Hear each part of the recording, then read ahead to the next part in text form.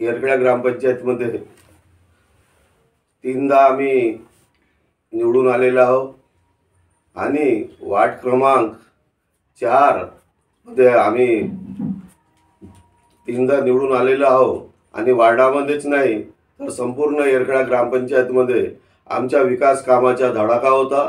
सुरेशभाऊ भोयर यांच्या नेतृत्वामध्ये आम्ही आजपर्यंत काँग्रेसची सत्ता गाजवलेली आहे आणि मी पुन्हा जर दावेदारी केली आहे आणि गोरगरिबाचे लोक असतील, दलित असतील, मुस्लिम असतील, ओबीसी असतील, माझे आदिवासी बांधव असतील, मी सर्व वेळ आणि काम त्यांच्या कामासाठी आणि त्यांच्या विकासासाठी, गावाच्या विकासासाठी, बागडोर नाला असेल, लाईट असेल, पाणी असेल आणि येरखेडा नगरपंचायतच्या ज्या मूलभूत समस्या आहेत, ज्या ज्या वार्डामध्ये काम झालेले नाही त्या पूर्ण काम करण्याच्या पूर्ण विश्वासाने मी येरखेडा नगरपंचायतचं काम करण्याचा पुरेपूर प्रयत्न करेन।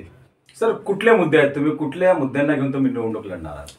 आजपर्यंत काही पार्ट्या अशा होत्या की फक्त आश्वासनच एवढ्या वर्षामध्ये देण्यात आलं। येरखेडा ग्रामपंचायतमध्ये जे लेआउटचे कामं आहेत, जे बागडोर नाला आहे, जे पाण्याची समस्या आहे, इथं जिथं बागडोर नाला आहे ते जो बागडोर नाल्याची जी समस्या होती ती फक्त इथल्या आमदार असो की तो असेल, त्यांनी फक्त आश्वासनाशिवाय आम्हाला काहीच दिलेलं नाही। फक्त जेव्हा निवडणूक येते तेव्हा कोणीही म्हणतो की तुमचा बागडोर नाला करून देईल, हे करून देईल, पण तसं काही होत नाही। मी नगरपंचायतमध्ये पोहोचल्याच्या नंतर पूर्ण विश्वासाने बागडोर नाला आहे, पाणी आहे, लाईट आहे, हे सर्व करण्याचा पुरेपूर प्रयत्न करेन। तुम्ही मतदारांना काय आव्हान करणार?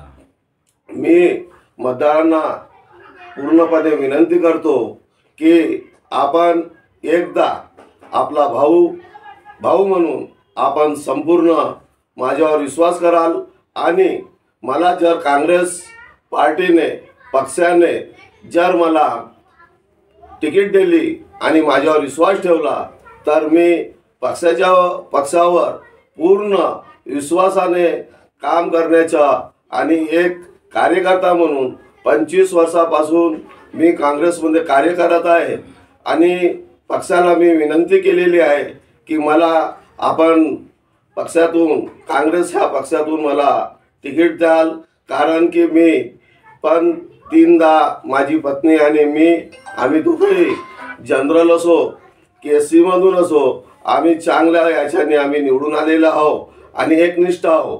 आम्ही पक्षाशी आजपर्यंत कोणतीही गद्दारी केलेली नाही। पक्षाने जो उमेदवार दिलेला आहे आणि पक्षाने जो आदेश दिलेला आहे त्या आदेशाचं पालन करून आम्ही पक्षाचं पूर्ण काम केलेलं आहे।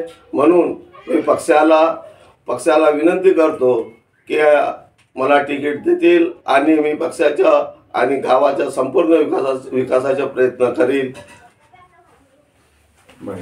तुमचं नाव सांगा? मी अनिल बालाजी पाटील, माजी ग्रामपंचायत सदस्य येरखेडा।